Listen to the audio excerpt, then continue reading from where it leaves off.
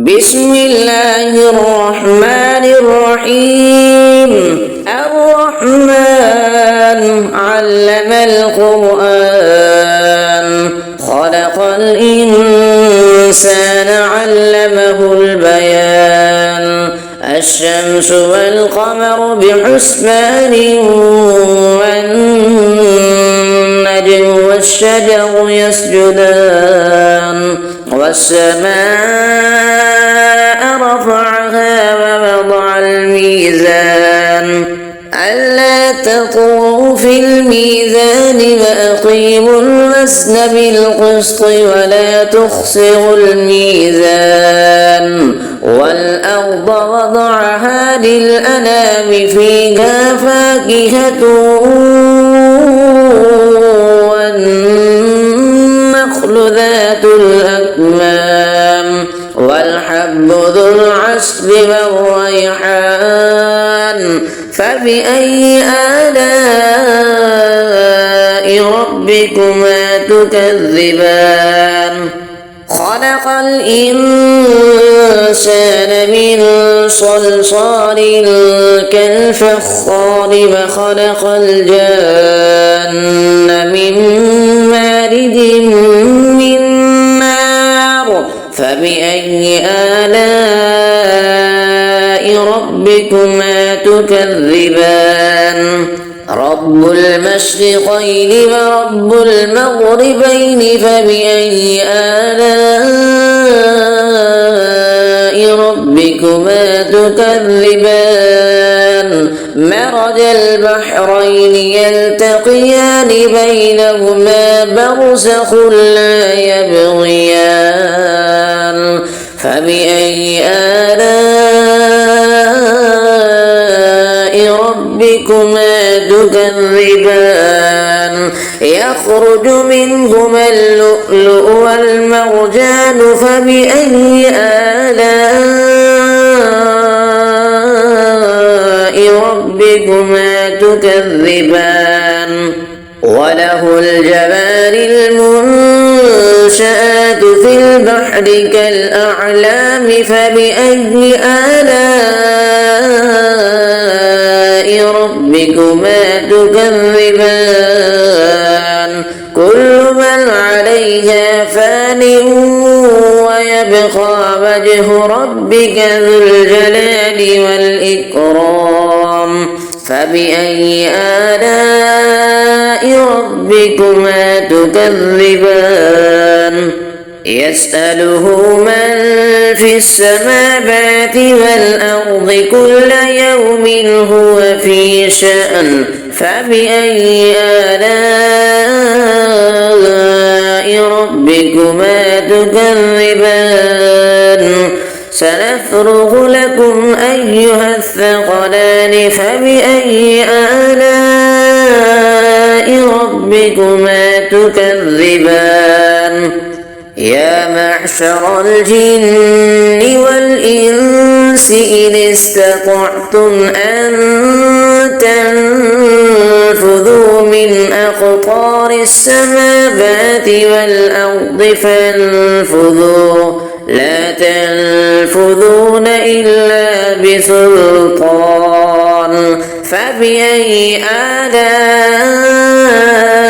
ربكما تكذبان؟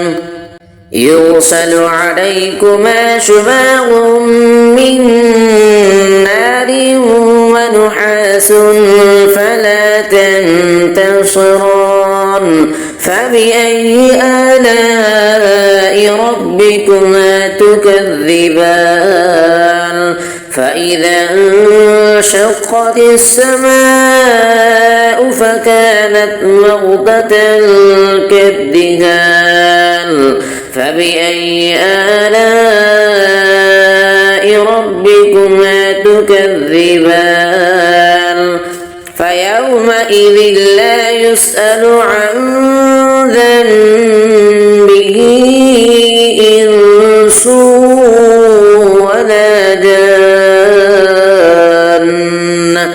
فبأي آلاء ربكما تكذبان؟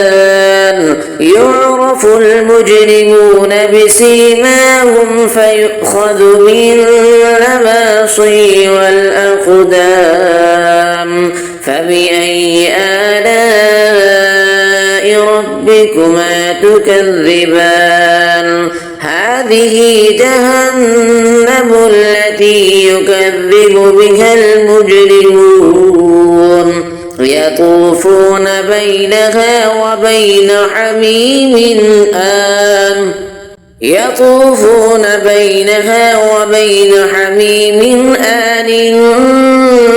فبأي آلاء ربكما تكذبان ولمن خاف مقام ربه جنتان فبأي آلاء ربكما تكذبان ذواتا أفنان فبأي آلاء ربكما تكذبان فيهما عينان تجريان فبأي آلاء ربكما تكذبان فيهما من كل فاكهة زوجان فبأي آلاء ربكما تكذبان متكئين على فرش بطائنها من استبرق وجنى الجنتين دان فبأي آلاء ربكما تكذبان فيهن قاصرات الطرف لم يطمثهن إنس قبلهم ولا جان فبأي آلاء ربكما تكذبان كأنهن الياقوت والمرجان فبأي آلاء ربكما تكذبان هل جزاء الإحسان إلا الإحسان فبأي آلاء ربكما تكذبان ومن دونهما جنتان فبأي آلاء ربكما تكذبان مدهامتان فبأي آلاء ربكما تكذبان فيهما عينان نضاختان فبأي آلاء ربكما تكذبان فيهما فاكهة ونخل ورمان فبأي آلاء ربكما تكذبان فيهن خيرات حسان فبأي آلاء ربكما تكذبان حور مقصورات في القيام فبأي آلاء ربكما تكذبان لم يطمثهن إنس قبلهم ولا جان فبأي آلاء ربكما تكذبان متكئين على رفرف خضر وعبقري حسان فبأي آلاء ربكما تكذبان تبارك اسم ربك ذي الجلال والإكرام صدق الله العظيم. بسم الله الرحمن الرحيم. ياسين والقرآن الحكيم إنك لمن المرسلين على صراط مستقيم تنزيل العزيز الرحيم لتنذر قوما ما أنذر آباؤهم فهم غافلون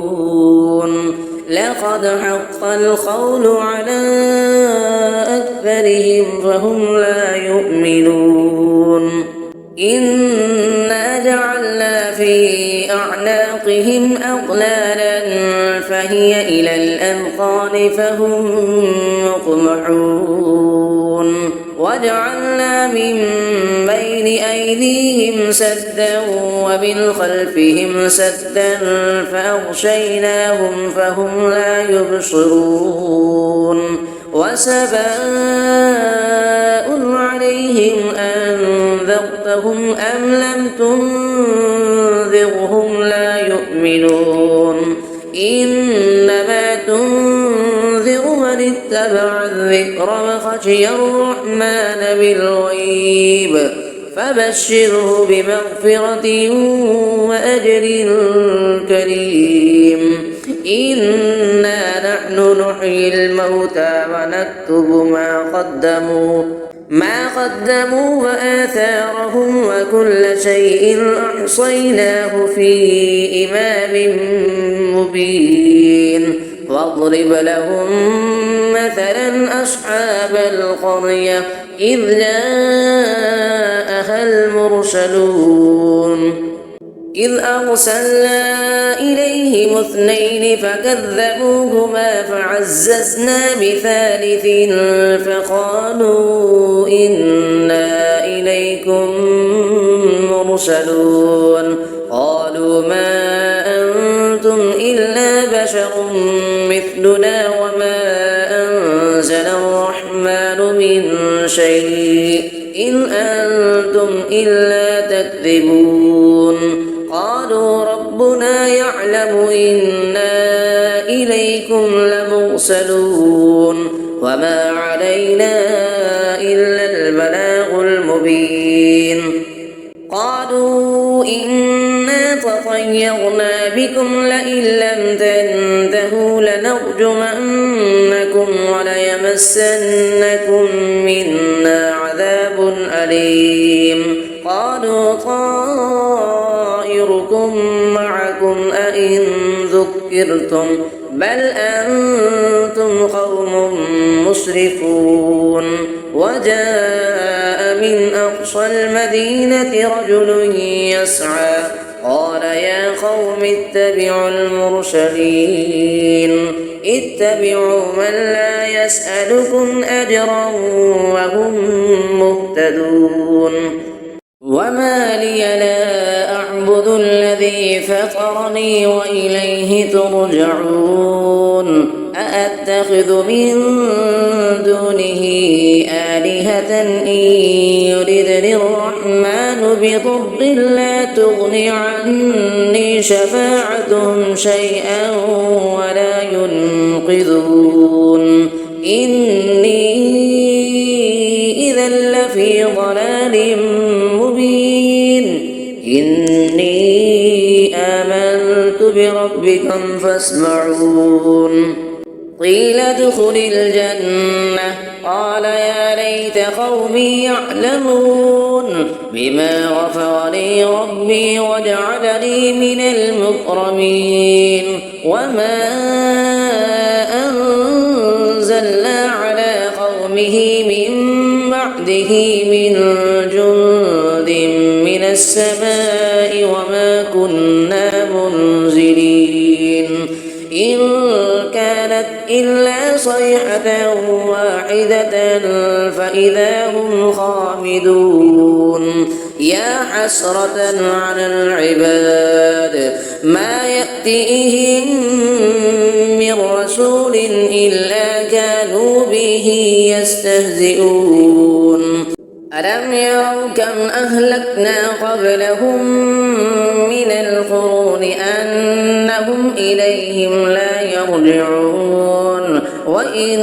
كل لما جميع لدينا محضرون وآية لهم الأرض الميتة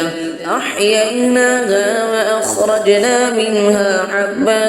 فمنه يأكلون وجعلنا فيها جنات من نخيل وأعناب وفجرنا فيها من العيون ليأكلوا من ثمره وما عملته أيديهم أفلا يشكرون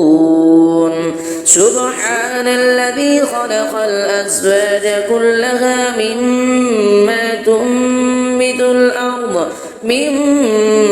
تنبت الأرض ومن أنفسهم ومما لا يعلمون وآية لهم الليل نسلخ منه النهار فإذا هم مظلمون والشمس تجري لمستقر لها ذلك تقدير العزيز العليم والقمر قدرناه منازل حتى عاد كالعرجون القديم لا الشمس ينبغي لها أن تدرك القمر ولا الليل سابق النهار وكل في فلك يسبحون وآية لهم أنا حملنا ذريتهم في الفلك المشحون وخلقنا لهم من مثله ما يركبون وإن نشأ نغرقهم فلا صريخ لهم ولا هم ينقذون إلا رحمة منا ومتاعا إلى حين وإذا قيل لهم اتقوا ما بين أيديكم وما خلفكم لعلكم ترحمون وما تأتيهم من آية من آيات ربهم إلا كانوا عنها معرضين وإذا قيل لهم أنفقوا مما رزقكم الله قال الذين كفروا للذين آمنوا أنطعم من لو يشاء الله أطعمه إن أنتم إلا في ضلال مبين ويقولون متى هذا الوعد إن كنتم صادقين ما ينظرون إلا صيحة واحدة تأخذهم وهم يخصمون فلا يستطيعون توصية ولا إلى أهلهم يرجعون ونفخ في الصور فإذا هم من الأجداث إلى ربهم ينسلون قالوا يا ويلنا من بعثنا من مرقدنا هذا ما بعد الرحمن وصدق المرسلون إن كانت إلا صيحة واحدة فإذا هم جميع لدينا محضرون فاليوم لا تظلم نفس شيئا ولا تجزون إلا ما كنتم تعملون إن أصحاب الجنة اليوم في شغل فاكهون هم وأزواجهم في ظلال على الأرائك متكئون لهم فيها فاكهة ولهم ما يدعون سلام قولا من رب رحيم وامتازوا اليوم أيها المجرمون ألم أعهد إليكم يا بني آدم ألا تعبدوا الشيطان إنه لكم عدو مبين وأن اعبدوني هذا صراط مستقيم ولقد أضل منكم جبلا كثيرا أفلم تكونوا تعقلون هذه جهنم التي كنتم توعدون اصلوها اليوم بما كنتم تكفرون اليوم نختم على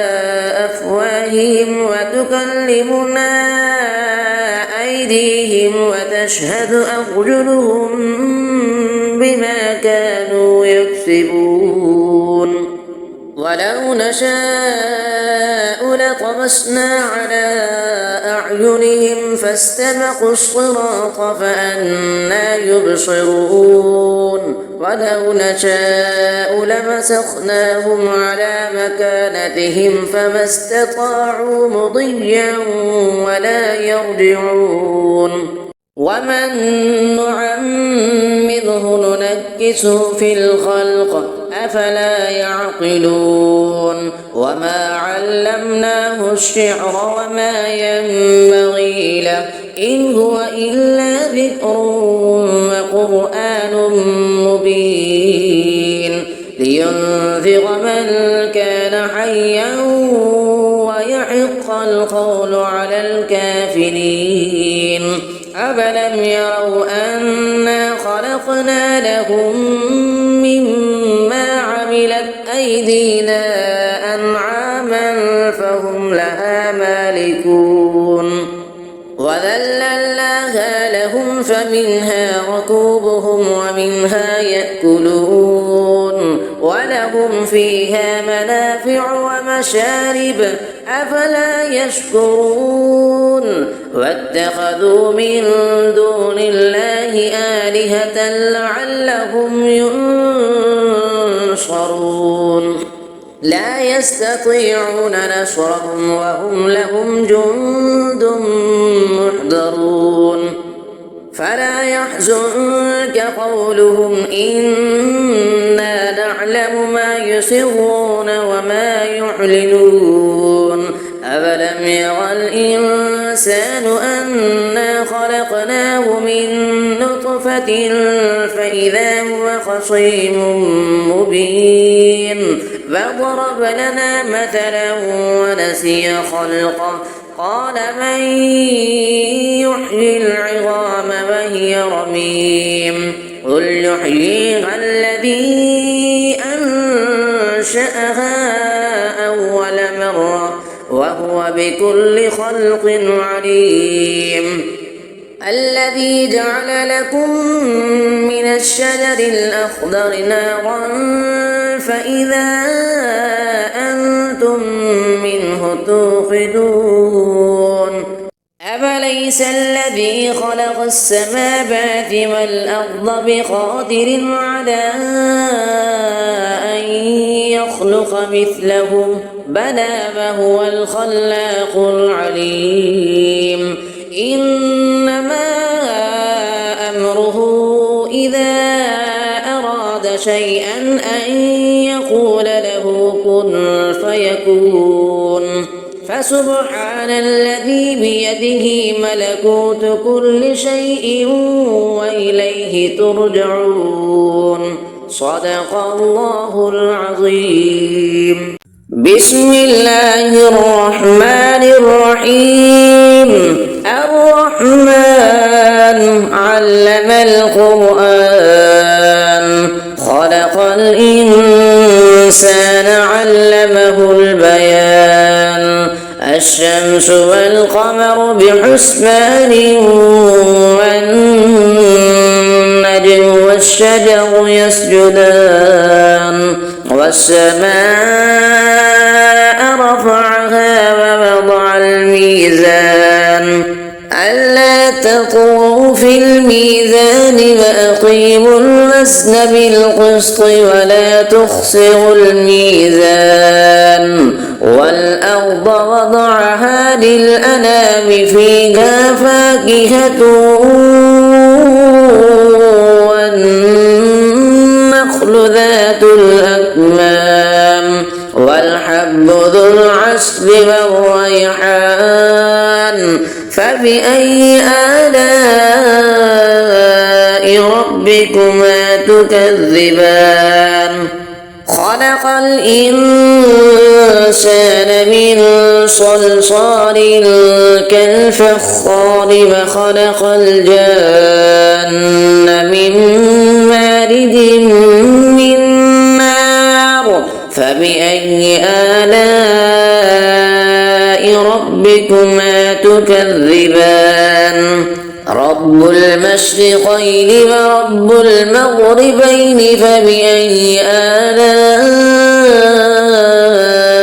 ربكما تكذبان مرج البحرين يلتقيان بينهما برزخ لا يبغيان فبأي آلاء ربكما تكذبان يخرج منهما اللؤلؤ والمرجان فبأي آلاء ربكما تكذبان وله الجوار المنشآت في البحر كالأعلام فبأي آلاء ربكما تكذبان كل من عليها فان ويبقى وجه ربك ذو الجلال والإكرام فبأي آلاء ربكما تكذبان يسأله من في السماوات والأرض كل يوم هو في شأن فبأي آلاء ربكما تكذبان سنفرغ لكم أيها الثقلان فبأي آلاء ربكما تكذبان يا معشر الجن والإنس إن استطعتم أن تنفذوا من أقطار السماوات والأرض فانفذوا لا تنفذون إلا بسلطان فبأي آلاء ربكما تكذبان يرسل عليكما شواظ من نار ونحاس فلا تنتصران فبأي آلاء ربكما تكذبان فإذا انشقت السماء فكانت وردة كالدهان فبأي آلاء ربكما تكذبان فيومئذ لا يسأل عن ذنبه إنس ولا جان فبأي آلاء ربكما تكذبان يعرف المجرمون بسيماهم فيؤخذ بالنواصي والأقدام فبأي آلاء ربكما تكذبان هذه جهنم التي يكذب بها المجرمون يطوفون بينها وبين حميم آن يطوفون بينها وبين حميم آن فبأي آلاء ربكما تكذبان ولمن خاف مقام ربه جنتان فبأي آلاء ربكما تكذبان ذواتا أفنان فبأي آلاء ربكما تكذبان فيهما عينان تجريان فبأي آلاء ربكما تكذبان فيهما من كل فاكهة زوجان فبأي آلاء ربكما تكذبان متكئين على فرش بطائنها من استبرق وجنى الجنتين دان فبأي آلاء ربكما تكذبان فيهن قاصرات الطرف لم يطمثهن إنس قبلهم ولا جان فبأي آلاء ربكما تكذبان كأنهن الياقوت والمرجان فبأي آلاء ربكما تكذبان هل جزاء الإحسان إلا الإحسان فبأي آلاء ربكما تكذبان ومن دونهما جنتان فبأي آلاء ربكما تكذبان مدهامتان فبأي آلاء ربكما تكذبان فيهما عينان نضاختان فبأي آلاء ربكما تكذبان فيهما فاكهة ونخل ورمان فبأي آلاء ربكما تكذبان فيهن خيرات حسان فبأي آلاء ربكما تكذبان حور مقصورات في القيام فبأي آلاء ربكما تكذبان لم يطمثهن إنس قبلهم ولا جان فبأي آلاء ربكما تكذبان متكئين على رفرف خضر وعبقري حسان فبأي آلاء ربكما تكذبان تبارك اسم ربك ذي الجلال والإكرام صدق الله العظيم بسم الله الرحمن الرحيم ياسين والقرآن الحكيم إنك لمن المرسلين على صراط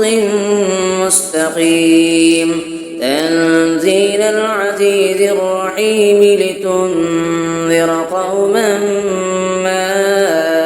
أنذر آباؤهم فهم غافلون لقد حق القول على أكثرهم فهم لا يؤمنون إنا جعلنا في أعناقهم أغلالا فهي إلى الأذقان فهم مقمحون وجعلنا من بين أيديهم سدا ومن خلفهم سدا فأغشيناهم فهم لا يبصرون وسواء عليهم أنذرتهم أم لم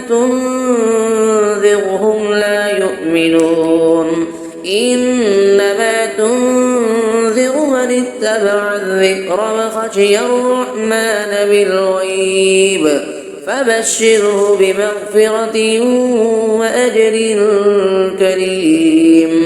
إنا نحن نحيي الموتى ونكتب ما قدموا وآثارهم وكل شيء أحصيناه في إمام مبين واضرب لهم مثلا أصحاب القرية إذ جاءها المرسلون إذ أرسلنا إليهم 2 فكذبوهما فعززنا بثالث فقالوا إنا إليكم مرسلون قالوا ما أنتم إلا بشر مثلنا وما أنزل الرحمن من شيء إن أنتم إلا تكذبون قالوا ربنا يعلم إنا إليكم لمرسلون وما علينا إلا البلاغ المبين قالوا إنا تطيرنا بكم لئن لم تنتهوا لنرجمنكم وليمسنكم منا عذاب أليم قالوا طائركم معكم أئن ذكرتم بل أنتم قوم مسرفون وجاء من أقصى المدينة رجل يسعى قال يا قوم اتبعوا المرسلين اتبعوا من لا يسألكم أجرا وهم مهتدون وما لي لا أعبد الذي فطرني وإليه ترجعون أأتخذ من دونه آلهة إن يردني الرحمن بضر لا تغن عني شفاعتهم شيئا ولا ينقذون إني إذا لفي ضلال مبين إني آمنت بربكم فاسمعون قيل ادخل الجنة قال يا ليت قومي يعلمون بما غفر لي ربي وجعلني من المكرمين وما أنزلنا على قومه من بعده من جند من السماء وما كنا منزلين إن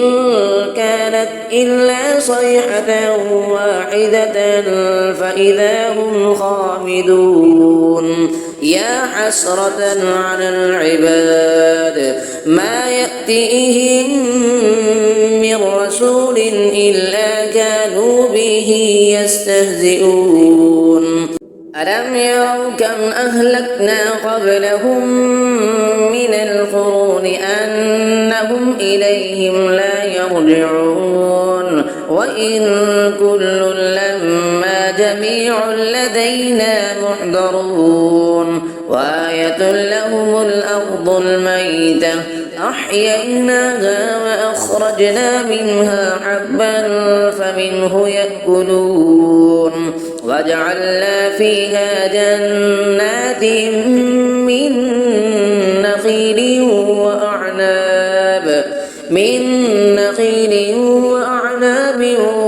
وفجرنا فيها من العيون ليأكلوا من ثمره وما عملته أيديهم أفلا يشكرون سبحان الذي خلق الأزواج كلها مما تنبت الأرض ومن أنفسهم ومما لا يعلمون وآية لهم الليل نسلخ منه النهار فإذا هم مظلمون والشمس تجري لمستقر لها ذلك تقدير العزيز العليم والقمر قدرناه منازل حتى عاد كالعرجون القديم لا الشمس ينبغي لها أن تدرك القمر ولا الليل سابق النهار وكل في فلك يسبحون وآية لهم أنا حملنا ذريتهم في الفلك المشحون وخلقنا لهم من مثله ما يركبون وإن نشأ نغرقهم فلا صريخ لهم ولا هم ينقذون إلا رحمة منا ومتاعا إلى حين وإذا قيل لهم اتقوا ما بين أيديكم وما خلفكم لعلكم ترحمون وما تأتيهم من آية من آيات ربهم إلا كانوا عنها معرضين وإذا قيل لهم أنفقوا مما رزقكم الله قال الذين كفروا للذين آمنوا أنطعم من لو يشاء الله أطعمه إن أنتم إلا في ضلال مبين ويقولون متى هذا الوعد إن كنتم صادقين ما ينظرون إلا صيحة واحدة تأخذهم وهم يخصمون فلا يستطيعون توصية ولا إلى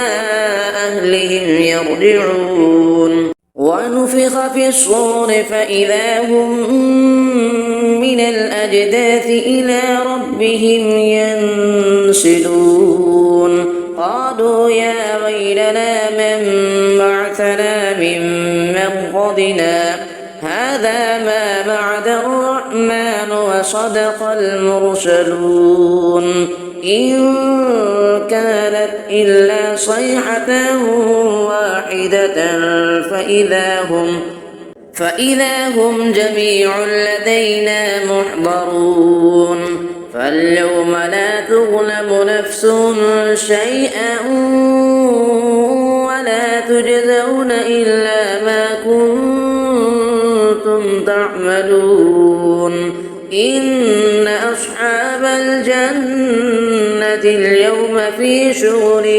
فاكهون هم وأزواجهم في ظلال على الأرائك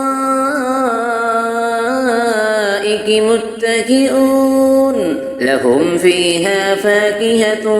ولهم ما يدعون سلام قولا من رب رحيم وامتازوا اليوم أيها المجرمون ألم أعهد إليكم يا بني آدم ألا تعبدوا الشيطان إنه لكم عدو مبين وأن اعبدوني هذا صراط مستقيم ولقد أضل منكم جبلا كثيرا أفلم تكونوا تعقلون هذه جهنم التي كنتم توعدون اصلوها اليوم بما كنتم تكفرون اليوم نختم على أفواههم وتكلمنا أيديهم وتشهد أرجلهم بما كانوا يكسبون ولو نشاء لطمسنا على أعينهم فاستبقوا الصراط فأنى يبصرون ولو نشاء لمسخناهم على مكانتهم فما استطاعوا مضيا ولا يرجعون ومن نعمره ننكسه في الخلق أفلا يعقلون وما علمناه الشعر وما ينبغي له إن هو إلا ذكر وقرآن مبين لينذر من كان حيا ويحق القول على الكافرين أفلم يروا أنا خلقنا لهم مما عملت أيدينا أنعاما فهم لها مالكون وذللناها لهم فمنها ركوبهم ومنها يأكلون ولهم فيها منافع ومشارب أفلا يشكرون واتخذوا من دون الله آلهة لعلهم ينصرون لا يستطيعون نصرهم وهم لهم جند محضرون فلا يحزنك قولهم إنا نعلم ما يسرون وما يعلنون أفلم يرى الإنسان أنا خلقناه من نطفة فإذا هو خصيم مبين فضرب لنا مثلا ونسي خلقه قال من يحيي العظام وهي رميم قل يحييها الذي أنشأها أول مرة وهو بكل خلق عليم الذي جعل لكم من الشجر الأخضر نارا فإذا أنتم منه توقدون أفليس الذي خلق السماوات والأرض بقادر على أن يخلق مثلهم بلى وهو الخلاق العليم إنما أمره إذا أراد شيئا أن يقول له كن فيكون فسبحان الذي بيده ملكوت كل شيء وإليه ترجعون صدق الله العظيم.